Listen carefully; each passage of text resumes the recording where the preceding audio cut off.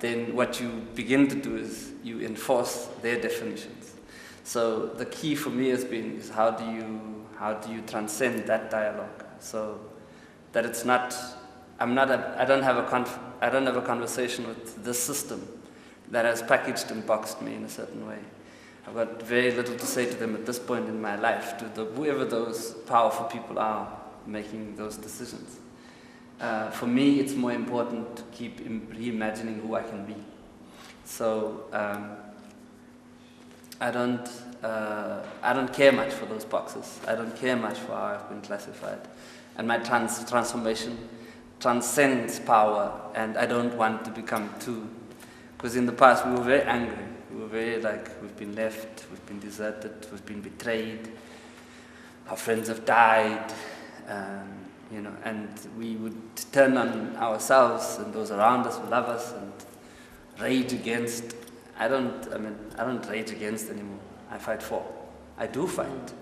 I think fighting, striving, reaching is why we're here on the planet, because accepting, chilling, allowing, those are not values that I appreciate. So you have to know that a lot of the majority of people are chilling. The norm is like the chilling. So the whole idea of this show and all these people who can't even chill, even if they want to chill.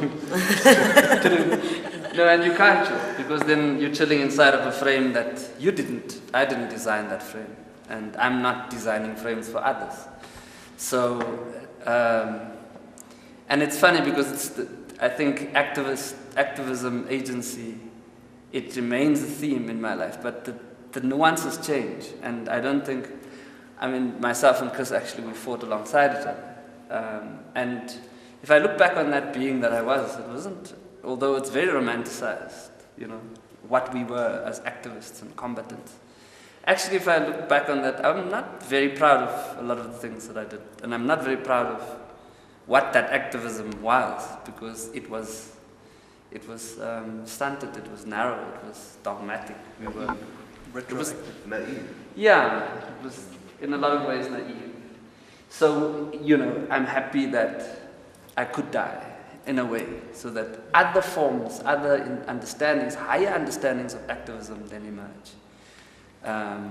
And also now applying it to real life, because this is what we think, I guess, the whole world should be doing, transforming itself. Each individual should be able to die and reborn in a way. So beside the specific context, our wish is obviously that we live in a world that is in a kind of dynamic, in a perpetual transformation.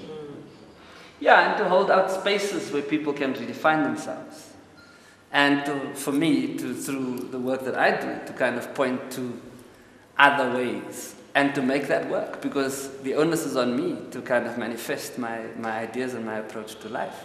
So if I speak about transcendence, if I speak about transformation beyond the obstacles that power put us, if I speak about taking yourself to higher places, inquiring, then I've got to live that somehow. So for me, the film work that I do tries to attempt that awkwardly, and it's not very efficient sometimes. It's lots of mistakes, and we stumble along. But for example, in a film process, to transform what I was just saying as an approach to life, to my art, is the conversation between the author, the artist, the circle around the artist and the author, fellow artists, the community in which that unfolds, and the project itself. To what extent do you make transformation an imperative, not just for the author, not just for the filmmakers around the process, the filmmakers here, not just for the community, and also, not just the characters on screen must transform. Everything must transform. So that for me is the ultimate creative and activist space, is to challenge every single thing involved with the creative process. So you agree with me that there's no system for you? When you talk about making films for personal and the kind of environment transformation, there's no place really. There's no production system. There is nothing really organized for that process. And yeah.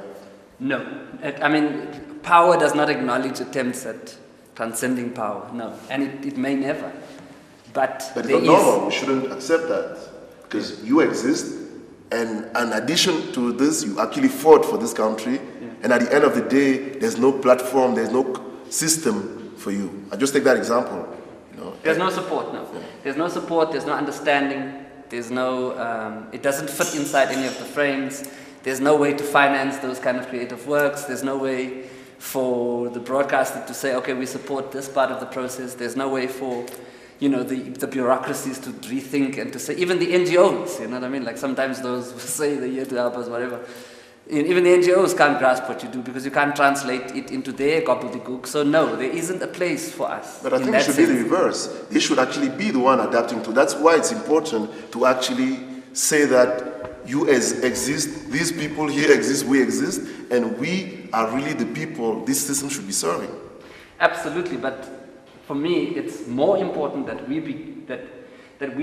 I've got enough consensus, I think, from myself and the people around me. I know there are enough freaks out there, and when we manifest alternative reality, when I, in my relationship with the woman I love, if I'm able to manifest other ways of being, other ways of loving, other ways of caring, that's enough, because I believe that the myth of those moments, the myth, the dreams that we're living and the dreams we make real, they'll transcend our lives. So, and they will erode power, so that in the end, I think power will be meaningless. Not also that I'm saying that power should not be engaged directly. I also believe in that. I believe in direct combat. I mean, maybe that's a hangover from my past. But yes, I do believe that. I mean, because we can also get very like New Age and transcendental and all of that. But I mean, they're also not going to just relinquish, because that's my other problem. It's fine to take care of my own transformation. But how do we obstruct power from hurting people? And that's the problem for me, is that so that there are spaces where we will have to get out of our dream spaces and engage. But hopefully with love and care and nurturing in our hearts, we will fight more beautifully, I think. Well, what is actually very interesting here is that even if you and Eugene had a kind of common beginning, let's say, and it seems like you didn't grow the same way, and the model actually of transformation and identity and becoming something else is quite different. Can you tell me about it? I think I was certainly a lot younger back then, a lot more naive about the world, a lot more idealistic. And a lot of that I still have. So some people grow up faster. Eugene grows up faster. So I'm still kind of growing, but I'm happy with my pace of kind of transformation and how I view the world. And it doesn't quite differ much from Eugene, ironically. Because within those spaces, people have diverse ideas of how the world is and how you should kind of engage with it. But essentially, it's like I'm not going to... I've decided I'm a filmmaker. Your new identity somehow. That's my new identity. My other identity is I'm a father. It's something that I embrace. So it kind of moves, and it kind of forces me in different directions. You know what I mean? It's like I start to my son is from Finland, or his mother is. He was born there. So in that space, I start thinking, how is my son going to kind of look at the world when he grows up? And that has now become my focus. I almost get bored of South Africa because I've been there. We here have a language. We can talk about oppression. We can talk about how people look at people with darker skins and how they get treated. We understand racism. There's a language. I look at the space my son is going to grow up in, and there's no language. They don't have Steve Biko. Those kids who've grown up there don't have the language that Steve Biko has given us, about being proud of who you are and understanding the power.